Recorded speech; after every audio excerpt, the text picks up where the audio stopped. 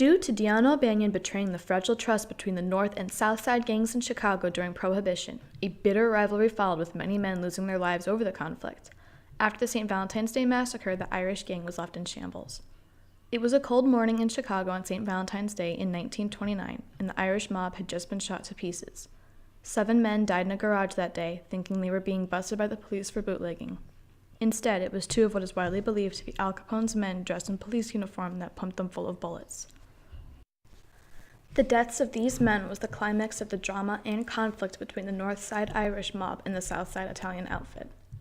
In the time of Prohibition in Chicago, the Irish were steadily climbing the ladder of infamy, while the Italians were immigrating from Italy to New York, then Chicago. Having already established territory as well as dirty politicians in the late 1800s, the Irish had a reputable gang, including Polish and French members. George Bugs Moran was a childhood friend of Deanna O'Banion, whose betrayal to Johnny Torrio, the outfit leader, sparked the civil war of booze in the city. O'Banion was born in the tiny town of Aurora, Illinois in 1892 to Irish immigrant parents. The family later moved to Aurora, Illinois, where O'Banion was raised Roman Catholic. When O'Banion was 9 years old, his mother died of tuberculosis, causing his father to move him and his brothers to Little Hell in Chicago, known as Goose Island today.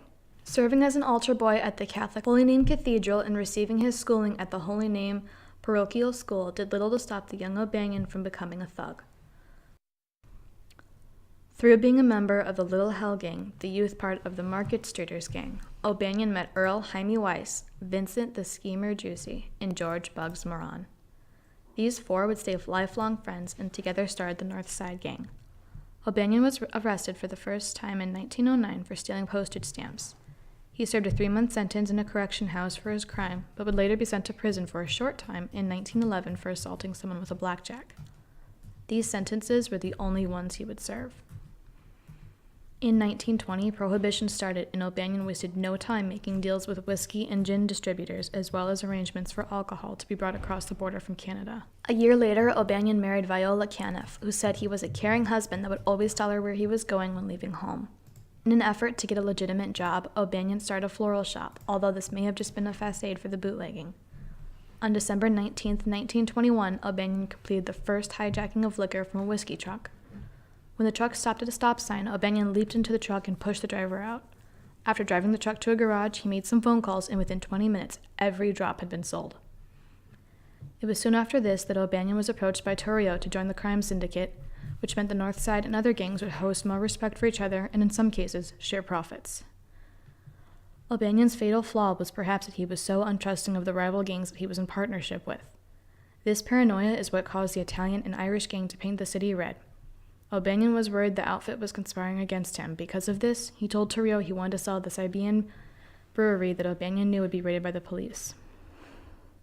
Torrio agreed to the asking price of $500,000 and was arrested when the law came, just like O'Banion knew they would. Insulted and swindled out of $500,000, the Italians became bitter with the North Side Gang. This very act that O'Banion believed would protect him signed his death warrant. On November 3, 1924, the mob bosses of Chicago had a meeting. Despite Capone's suggestion to sweep the Jennas losing money under the rug, O'Banion called Angelo Jenna and told him to have the money by the end of the week. Having successfully angered the other gangs, O'Banion had less than a week to live. On November 10, 1924, O'Banion was snipping chrysanthemums in the back of his flower shop for what he believed was a well-paying funeral. Louis Altari, his bodyguard, was hungover that day and didn't come in. Shot by Capone's men, the beloved O'Banion was dead. Denying any part in the scheme, Al Capone was on vacation in Florida, although he did send a sizable bouquet to O'Banion's funeral, to which more people than living memory could recall attended.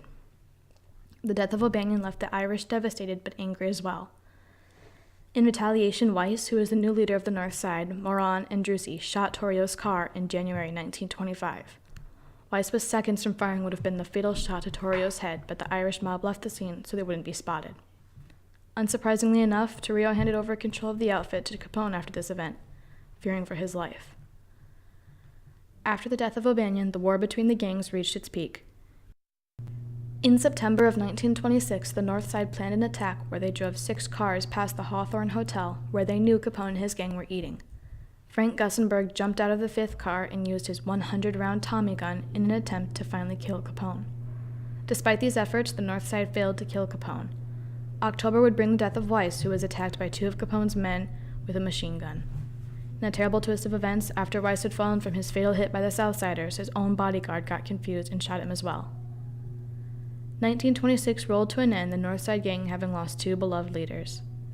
In 1927, Moran took control of the Northside Gang and would rule with Drusy by his side until his tragic death by police in April. Further pushing themselves under Capone's skin, the Northside joined with Capone's rival, Joe Elio. Together, the death of Antonio Lombardo and Pasqualiano Lorado was accomplished. This partnership did not end well for Elio, who was shot with 59 bullets in October of 1930, supposedly by Frank Nitti from the South Side. Jack McGurn and Capone worked together after the deaths of Lombardo and Lorado for revenge and to finally kill Moran. It was McGurn's idea to have the mobsters dress as police for the planned hit, which worked quite well for the South Side. McGurn even stole a police car and the uniforms to execute the hit as perfectly as possible. On February 13th, McGurn made arrangements with one of the booze hijackers of the area to tell Moran that there was a shipment of old log cabin whiskey that the North Side could buy dirt cheap for $57 a case. The day that the outfit hoped would be Moran's last was still successful in taking down 7 Northside members. However, confusion due to Northside member Albert Weinshank looking so much like Moran inadvertently saved Moran's life. Moran was running late for the supposed booze shipment meeting on St. Valentine's Day, and after seeing the police cars outside, quickly left. The lone survivor of the massacre was Highball, the German Shepherd belonging to John May the mechanic, and one of the 7 who was shot. Highball was later put down as a traumatic event had destroyed him. Despite it being common knowledge that Capone was behind the massacre, no one was ever tried for the murders, and the bitter blood feud between the gangs slowed to a halt. Capone would later be famously jailed for tax evasion in 1931, and soon after, his health was what killed the infamous mobster.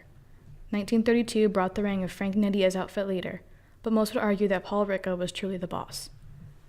His top men having been shot in the St. Valentine's Day massacre made Moran lose most of his power in the 1930s, and the 1940s brought little yield to their gang. On February 15, 1936, McGurn was killed by 3 men with machine guns. Having happened just a day after the 7th anniversary of the St. Valentine's Day massacre, it is widely thought that Moran was behind it. In 1957, Moran died from lung cancer with just $100. O'Banion's actions that he believed would help his gang to flourish ultimately led to the demise of the Irish gang in Chicago.